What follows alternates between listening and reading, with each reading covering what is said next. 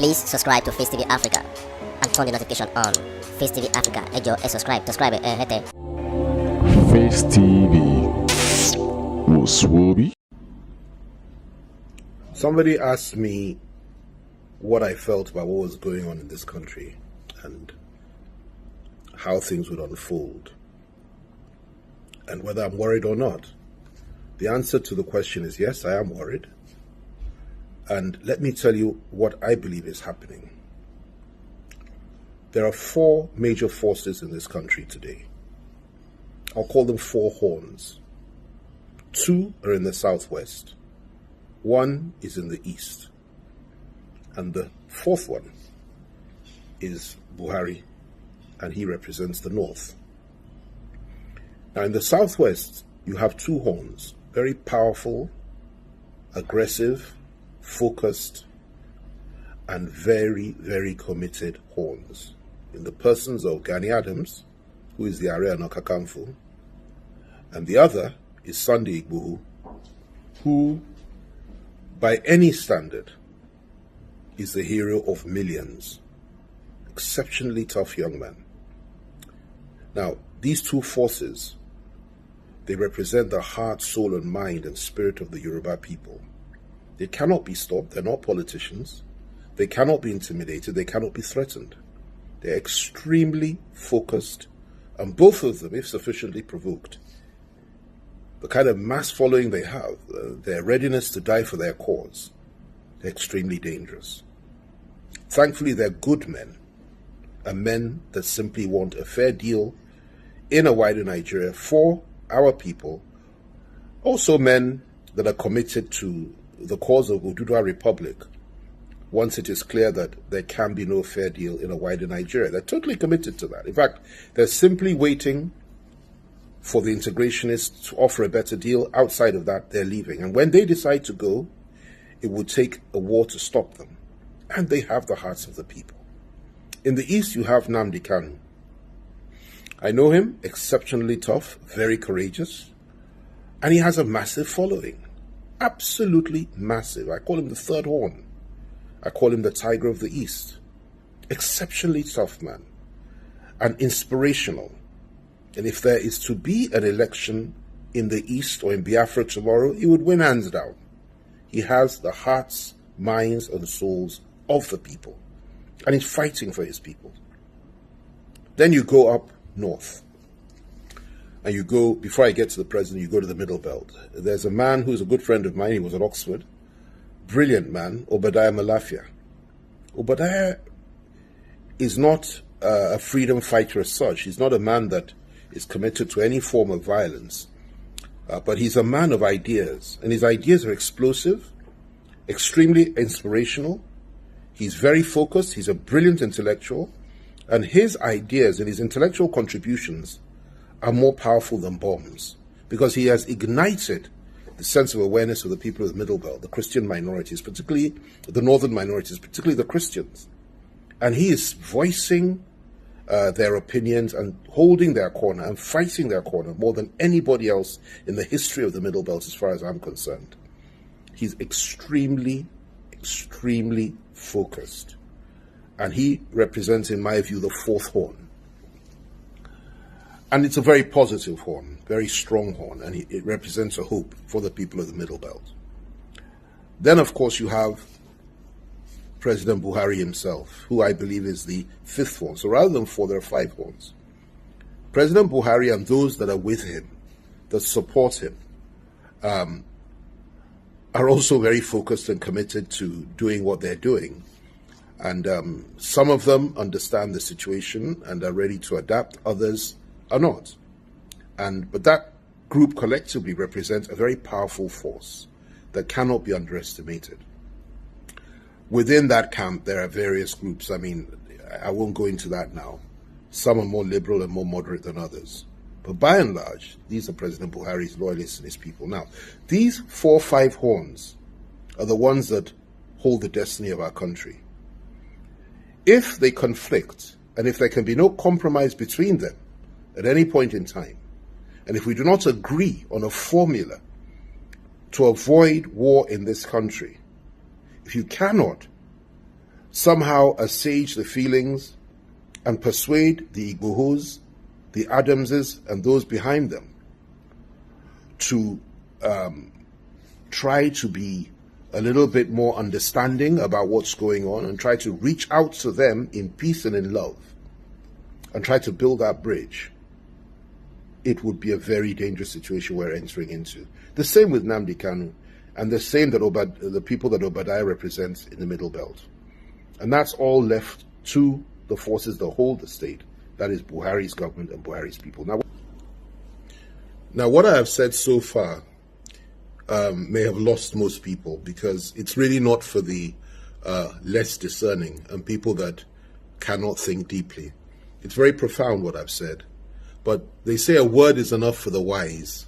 The dumb may not understand it simply because they're not wise, but the wise will understand what I'm saying. And in a nutshell, what I'm saying is this: politicians may act and behave as if really nothing is happening and that things are in order and that we're moving towards 2023, and they are totally and completely besotted and obsessed with who will become president tomorrow, or at least in a couple of years. But what they fail to appreciate is that in 2 years' time, there may not be a Nigeria left if things go on as they're going now. And I kid you not, I'm very, very close to many, many politicians in this country. I've been involved for many, many years. And I have never seen this level of ethnic nationalism being expressed and being exhibited amongst the Yoruba people and amongst the Igbo people and amongst the people of the Middle Belt as I have today. In fact, it's so extreme that I'm sure it's far more so than even just before the Civil War. And that's what we're dealing with. And people like Igboho, particularly, and Adams, and Kanu, and Obadiah Malafia, and even Buhari himself have tapped into the power and the attraction of that ethnic nationalism. Rightly so, in my view. It can be used in a positive way if it's used properly. If tapped into that, and there's nothing wrong with that.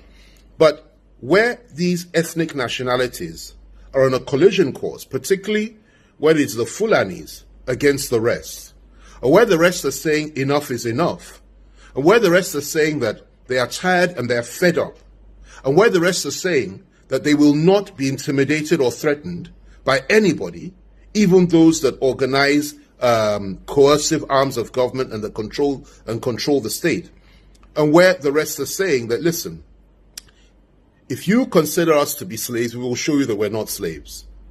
And you have people rising up in those areas, like the names that I've mentioned, like the horns that I've mentioned, to say we will defend the honor and the future of our people and will preserve the lives and property of our people no matter what. This goes beyond politics. This is about national survival. It's about the survival of our ethnic nationalities, and it's about the unity of our country. So I would urge politicians and those that cannot think very deeply to begin to think about what's going on. We're sitting on a keg of gunpowder, and we're acting as if nothing is happening. We've put our heads in the sand like an ostrich, and we're pretending that nothing has gone wrong. In the East today, people are being killed every day, being butchered by our security forces.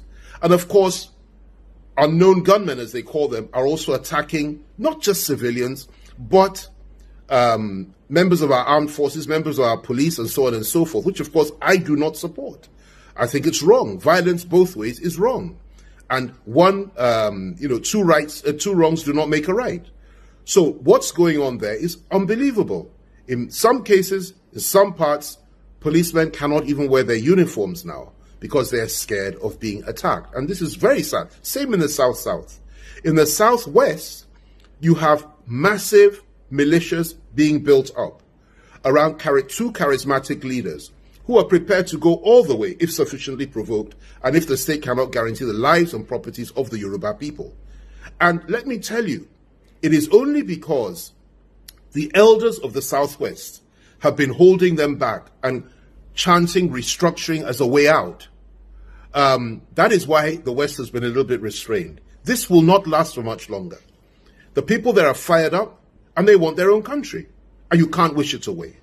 The Middle Belters have been completely suppressed, subjugated, oppressed, cheated, and belittled for so many, many years now, far more than any other group in this country. They are also seeking for emancipation. They also want a way out. And that is ably reflected by the activities and words of a man like Obadiah Malaifa, like I said earlier. And then, of course, you have the core North itself, represented mainly by President Buhari and those that think like him. Not all are extreme. Some are not. And thankfully, those that are not so extreme are the ones we can reach out to and talk to. But those that are, have no place in Nigeria anymore as far as I'm concerned, and really ought to consider going back to Chad, Niger Republic, wherever they come from, and resettle there. But as far as this country is concerned, whether you listen to me or not, whether you believe me or not, and we will have this conversation again in about 3 years' time, and I'm sure at that time you will say, yet again, FFK was proved right. But for the now, the important thing is to recognize the challenges we're facing, cause these horns to come together and negotiate and discuss the way forward. Because if we don't do that, I assure you, there will be conflict somewhere down the line. The state cannot hold these forces down by arms. The state cannot suppress the will of the people of the Southwest through arms. They cannot do it. They can't do the same to people of the Southeast. They can't kill everybody in the South. They can't kill everybody in the Middle Belt. And they cannot kill everybody amongst those in the core North that also want to change. What we need to do is to establish the fact that it is important for us to sit down and talk as nationalists and see if there's a way out of this and negotiate this thing to a point that everybody is comfortable, whether through restructuring or whatever it is. What we mustn't do is continue to act as if we don't need to talk to each other and act as if nothing will change, nothing will happen, doesn't matter how many people are killed, that the state can hold the line. The state cannot hold the line in a conflict like this. It's only a question of time. It's only a question of time. And the most important thing to recognize also is this. There are men of goodwill on all sides. We may disagree on Oduduwa, Biafra, Nigeria, or even an amalgamation of the 4 zones, the Middle Belt, the South-South, the Southeast, and Southwest coming together to form one country, and the core North going its separate way. Or we may have 5 or 6 separate countries at the end of it all. Or we may believe in an integrated Nigeria, which is restructured, we continue as one. It doesn't matter what you think. It doesn't matter what you feel. It doesn't matter where you stand on the way forward. What matters is that we must have peace. We must have dialogue. We must have understanding. And we must stop this idea that you can kill all those that are opposed to you and that you can wipe them off the face of the earth and crush the opposition and crush those that do not agree with you. This cannot work. We must talk. We must dialogue. That's the way forward. That's the only way forward. And that's my preferred option for the future for this country. I continue to trust God that we won't have a war, we won't have a conflict, but I assure you, as sure as I am, that night follows day and that day follows night. If something isn't done and we don't retrace our steps and we stop demonizing each other and killing each other, and the killing of the Igbos doesn't stop in the Southeast, the killing of Yorubas doesn't stop in the Southwest, the killing of Middle Belters does not stop, being killed by different people, whether Boko Haram, Fulani herdsmen, elements within the security forces, or whatever it is, whoever's responsible, at the end of it all, everybody will say to your tent, O Israel, they can kill us, but we also have the right to self-defense, and we will fight back, and we'll defend our people. And nobody can take that right away from anybody. So let's have this conversation again in about 3 years. We'll see who's right and wrong. But I urge you all just to think and to understand the complexity of this situation and the gravity of this terrible mire that we found ourselves in. I pray for those that make these decisions. I pray for those that are in a position to help us achieve peace. And I call for dialogue and understanding on all sides, but with justice. There must be justice. Without justice, there can be no peace. There must be justice for the people of the Southwest, for the people of the Southeast, for the people of the South, the people of the Middle Belt, and justice for the people of the core North that have also been deprived by elements within the state and denied their rights. And there must be security. That is the way forward. Talk to Adams, talk to Igboho, talk to Nnamdi Kanu, talk to Obadiah Malafia, talk to everybody. And those on the other side also need to be able to talk to elements within the Buhari government for us to now agree that we go our separate ways peacefully or we stay together. Please subscribe to Face TV Africa and turn the notification on. Face TV Africa, subscribe, Face TV. Muswobi.